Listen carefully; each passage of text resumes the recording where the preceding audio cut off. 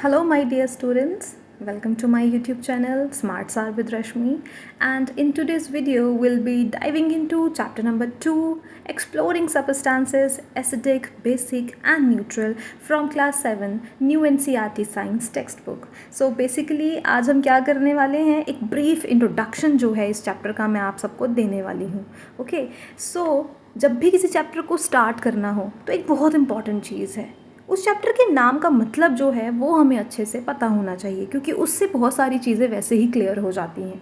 अब इस चैप्टर का नाम क्या है? Exploring substances acidic, basic and neutral. What is the meaning of exploring? Explore, जानना, चीज़ों को देखना, है ना. अलग अलग चीज़ों को हम एक्सप्लोर करेंगे, सबस्टांसेस हैं उनको देखेंगे और कुछ टेस्ट परफॉर्म करके, कुछ एक्टिविटीज़ परफॉर्म करके हम उनको क्लासीफाई कर देंगे. किस में क्लासीफाई करेंगे? Acidic, basic and neutral. तो बेटा कैसे हम क्लासीफाई कर सकते हैं, कैसे चेक कर सकते हैं? With the help of indicators.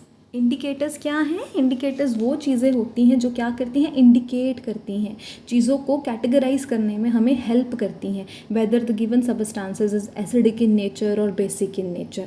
अब इंडिकेटर्स के टाइप्स हम देखेंगे इस चैप्टर में. तो दो तरह के इंडिकेटर्स होते हैं, natural indicators and man made indicator. Man made कह सकते हो, आर्टिफिशियल इंडिकेटर कह सकते हो, सिंथेटिक इंडिकेटर कह सकते हो, है ना. तो नेचुरल इंडिकेटर्स क्या हैं? जो नेचर से हमें मिलते हैं. और मैन मेड इंडिकेटर जो हम मैनुअली लेबॉर्ट्री में खुद प्रिपेयर कर रहे हैं. ज़्यादा फोकस इस चैप्टर पे हमारा रहेगा नेचुरल इंडिकेटर्स में. कुछ एग्जांपल से जैसे मैं डिस्कस करूँ, मैं आपको कुछ गिवन चीज़ें दे रही हूँ, जैसे लेमन जूस है, सोप सॉल्यूशन है, आंवला जूस है, टैमरिंड वाटर, विनेगर, जो टेक्स्ट बुक में ही आपको कुछ एग्जांपल दिए हैं. अब कुछ चीज़ों को तो टेस्ट करके भी हम क्लासीफाई कर सकते हैं, ठीक है. अब लेमन जूस है, इसका टेस्ट सबको पता है ना, सिट्रिक नेचर होता है, सावर इन टेस्ट होता है. आंवला अगेन सावर इन टेस्ट, खट्टा होता है. टैमरिंड वाटर खट्टा है. तो मैंने देखा टेस्ट के बेसिस पे भी मैं क्या कर सकती हूँ, चीज़ों को क्लासीफाई कर सकती हूँ. जो खट्टी चीज़ें हैं मैंने उनको डाल दिया कि ये एसिड मैं इनको बोलूँगी, और जो थोड़ी कड़वी चीज़ें हैं इनको क्या बोलते हैं हम? बेस बोलते हैं. बट बेटा ये रिलायबल सोर्स तो नहीं है ना मेरे पास, ये रिलायबल इंडिकेटर नहीं है. टंग जो है रिलायबल इंडिकेटर नहीं है, क्योंकि मैं सारी चीज़ों को टेस्ट नहीं कर सकती. तो ये तो गड़बड़ हो गई. कोई ऐसा तरीका ढूंढना पड़ेगा कि जहाँ टेस्ट ना करना पड़े. तो तब हम क्या करते हैं? हम दूसरे इंडिकेटर्स पे शिफ्ट करते हैं. कुछ ऐसे इंडिकेटर्स जो क्या करते हैं? कलर चेंज करते हैं. तो 3 इंडिकेटर्स मेनली हम इस बुक में डिस्कस करने वाले हैं, इस चैप्टर में डिस्कस करने वाले हैं. Okay, that is litmus.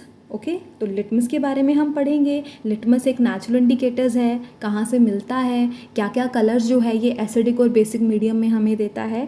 Then हम पढ़ेंगे रेड रोज़ एक्सट्रैक्ट के बारे में. ओके, रेड रोज़ के बारे में पढ़ेंगे, red rose as an indicator कैसे काम करता है. और उसके बाद टैमरिंड, हल्दी. जी हाँ, हल्दी भी एक बहुत अच्छा इंडिकेटर है, नेचुरल इंडिकेटर है, जो बेसिक सबस्टांसेस में हमें पिंकिश कलर देता है. ठीक है, तो एक ब्रीफ इंट्रोडक्शन मैं आपको सिर्फ दे रही हूँ कि क्या क्या चीज़ें पढ़ने वाले हैं. तो इंडिकेटर ही हमने मेनली पढ़ना है, उसमें भी नेचुरल इंडिकेटर, ठीक है, जो क्या करते हैं? कलर चेंज कर देते हैं. एसिडिक सबस्टांस में ये अलग कलर देते हैं और बेसिक सबस्टांस में अलग कलर देते हैं. देन उसके बाद आता है, चलो जी, अब जो इंसान देख नहीं सकता है तो वो कैसे एसिड बेसिस को डिस्टिंग्विश करेगा, वो कैसे पहचानेगा? तो क्या कोई और इंडिकेटर्स का टाइप है हमारे पास? यस, बिल्कुल है, ऑल फैक्टरी इंडिकेटर्स, है ना. तो ऑल फैक्टरी इंडिकेटर्स के बारे में भी हम क्या करने वाले हैं? इस चैप्टर में देखने वाले हैं कि ऑल फैक्टरी इंडिकेटर्स क्या हैं, which is related to smell, जो एसिड और बेसिक मीडियम में अलग अलग स्मेल दे देते हैं. स्मेल चेंज हो जाती है, एसिडिक में कुछ और स्मेल आएगी, बेसिक में कुछ और स्मेल आएगी. तो स्मेल से हम रिकग्नाइज कर सकते हैं. तो बेसिकली हमने देखा कि इस चैप्टर में हम क्या करेंगे, चीज़ों को मुझे क्लासीफाई करना है, एसिडिक और बेसिक और न्यूट्रल को. तो मैं इंडिकेटर्स को यूज़ करके क्लासीफाई करती हूँ. इंडिकेटर्स मेरे पास कैसे होते हैं? 3 तरह के इंडिकेटर्स हैं, ठीक है. टंग एक इंडिकेटर है मेरे पास. उसके बाद मेरे पास वैसे इंडिकेटर्स हैं जो अपना कलर चेंज कर देते हैं, और कुछ वैसे इंडिकेटर जो अपनी स्मेल चेंज करते हैं, है ना. और ये सारे हम नेचुरल इंडिकेटर्स के बारे में पढ़ रहे हैं. आर्टिफिशियल इंडिकेटर्स हैं जो हम लेबॉर्ट्री में प्रिपेयर करते हैं, जैसे कि फिनॉफ्थलीन है, मिथाइल ऑरेंज है, इसके बारे में भी हम थोड़ा डिस्कस करेंगे. और लास्ट चीज़ जो सबसे इम्पॉर्टेंट है, न्यूट्रलाइजेशन.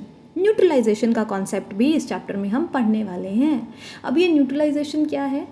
अब बहुत सारे बच्चों के माइंड में ये सवाल आया होगा जब मैं ये वर्ड बोल रही हूँ, एसिड, बेसिक, है ना. तो कुछ बच्चे सोच रहे होंगे कि यार एसिड और बेस को मिक्स कर दो तो क्या होता है, कुछ होता है क्या? तो यस, होता है बच्चे, दैट इज़ न्यूट्रलाइजेशन। एक एग्जाम्पल से मैं अगर आपको समझाऊं कि सबको एसिडिटी कभी ना कभी तो हुई होगी। जब एसिडिटी होती है तो उसको क्योर करने के लिए हम क्या करते हैं, हम डाइजीन पी लेंगे, इनो, है ना, बहुत सारे लोग इनो जो हैं वो पीते हैं, या कोई बहुत सारे लोग हैं जो टैबलेट्स कंज्यूम करते हैं, टैबलेट खाते हैं। टैबलेट खाते ही, डाइजीन पीते ही, इनो पीते ही क्या होता है, वो एसिडिटी का जो इफ़ेक्ट था वो धीरे धीरे कम होने लगता है और एसिडिटी गायब होने लगती है ना। वो जो भारीपन लगता है स्टमक में या थ्रोट में, वो सारा ठीक होने लगता है।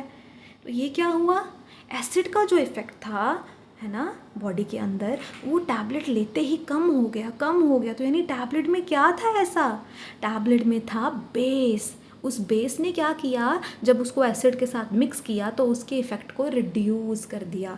That is neutralization. जब सेम अमाउंट ऑफ एसिड और बेस को हम क्या करते हैं, मिक्स करते हैं, तो जो रिएक्शन होता है, एक केमिकल रिएक्शन, उसको हम क्या कहते हैं, न्यूट्रलाइजेशन। एंड डेली लाइफ में neutralization plays a very important role.